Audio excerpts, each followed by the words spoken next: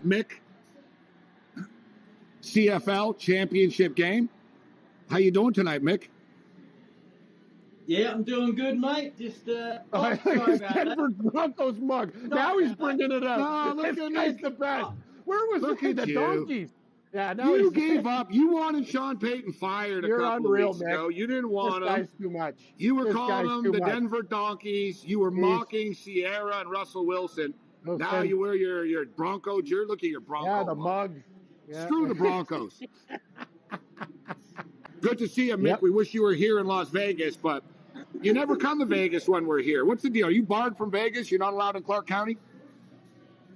No, I'm allowed there, but, you know, it's, I'm getting a bit older and I'll party one night. It's all good. But, hey, he talked the 110th Grey Cup. This is the 100th Grey Cup. I do like the Bombers to win. I think the Owls might give them a shot for a while. I think I'll take the under, but they're going up to 8.5 in some spots. Too much delay. Bombers to win by 7 or more, but let's hope it's close. But if they win by 10, it could still be a close game. Couple of injuries. Adam Big Hill looks like he might be out, and Dalton's shown as well. So a couple of injuries for the Bombers, but the Owls are looking fairly fit. Hope it's a close game, mate. What do you think right now, Cameron, the Grey Cup? What have you decided on?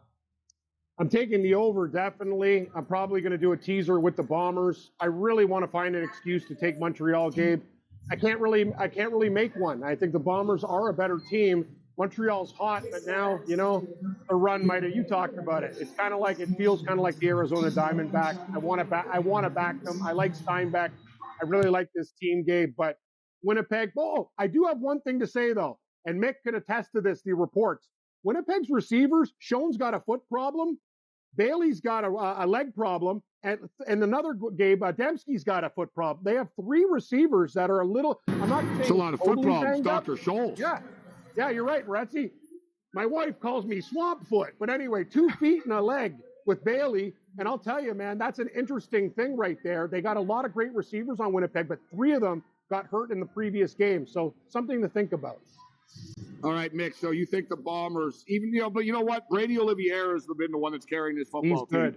Over 2,000 all-purpose yards this year, over 1,500 yards rushing. One thing that we know, though, the BC Lions, right, their defense was, more finesse. They can get after the quarterback and stuff, but Winnipeg really ran the ball down their throat, Myk. Montreal's defense is a little bit, tougher to run on than BC's is. That's going to be an interesting matchup here, but even as someone that loves the Montreal Alouette organization, they're going to need Winnipeg to choke him. Like, they're going to need Winnipeg not to play well, to fall apart, to turn the ball over, and that's what they did last week. That's how they beat. I mean, let's not get carried away. Hamilton weren't very good this year. The quarterback play was subpar. They should have played Bo Levi Mitchell in the playoff game. And they got 2 pick sixes and a kickoff return. They got 21 points on special teams and defense. More on the other side. Okay, Myk. So you think the Bombers are going to roll?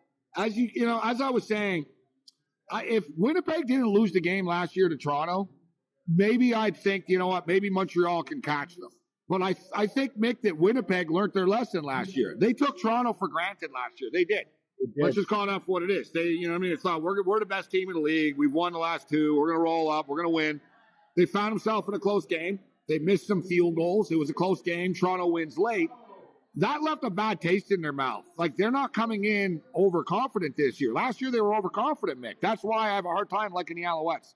But I like Brady Oliveira to maybe get the MVP. But big news today, Chad Kelly reckons he got a concussion and he wouldn't shake hands with the Alouettes players. So I hope he's not telling fibs, but that was big story today. But yes, the Bombers, their defense, their all-round game is too good and too strong. Like I said, I don't think they'll lose 2 Grey Cups in a row. Zach Clever has not played that well since the 2019 in the playoffs, though, but he could have a big game. Willie Jefferson might be a chance for MVP as well. So let's just hope it's a close game. And new fans to the CFL, with 2 minutes to go, anything can happen, as you guys know. All right, Myk. Denver Broncos, no longer the Donkeys. The Broncos have been winning football games, But the Minnesota Vikings have been winning football games. 2 upstart football teams going head-to-head. You've got the Pastronaut in Josh Dobbs taking on the Denver Broncos, who have now won 3 of their last 4 football games, including wins over the Buffalo Bills, the Kansas City Chiefs, and the Green Bay Packers. And the one loss to the Chiefs in that last 4 games was a low-scoring battle of which they were in it. We talked about it last week. The Broncos are showing progress. They're playing better football. Russell Wilson's running around. He looks like he's in better shape. He's a little bit better decisions. Things are going well for them right now, but you got the Vikings. I'll tell you right now, I like the Broncos in this game. But what's your pick, Mick, as the Bronco fan? You're surprised, huh? Yeah, I like the Broncos. Yeah, I like this, Morency. Go, Mick.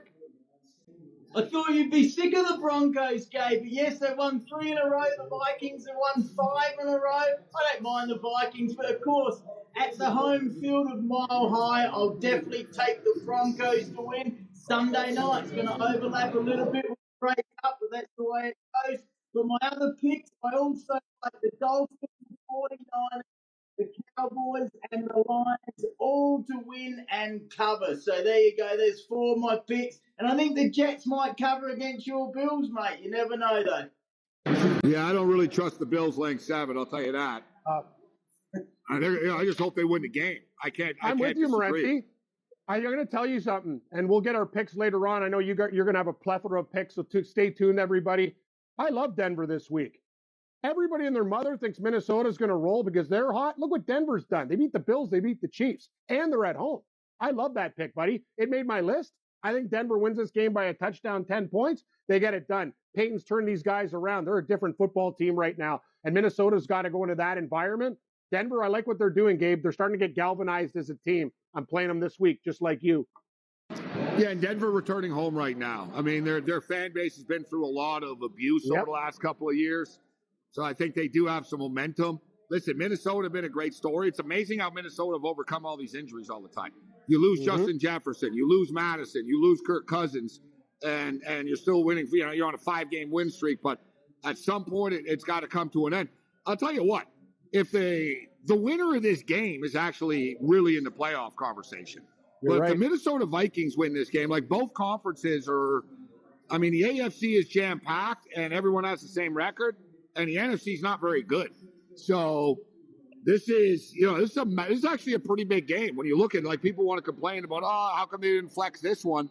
This game actually doesn't suck, Cam. And when you look at the ramifications, and you can talk about flexing. You got a team, Mick just said it, you got a team that's won 5 games in a row in the Vikings against a team that's won 3 of the last 4 in the Broncos. They're actually 2 of the hottest teams in the league.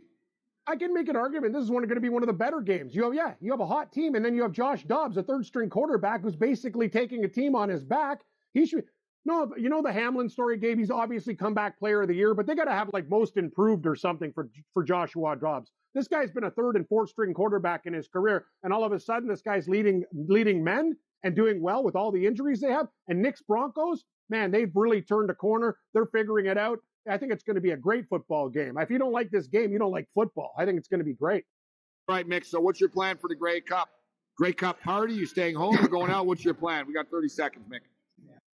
Yeah, I'm staying home, but the big event, the Cricket World Cup Sunday morning in 130,000 stadium in India. India are favourites against Australia. They'll probably win. Their bowling's a bit better. Massive event, mate. 132,000, the largest stadium in the world. India probably, but it's been going to about cricket. We told you the Indians were going to win this thing. Big time.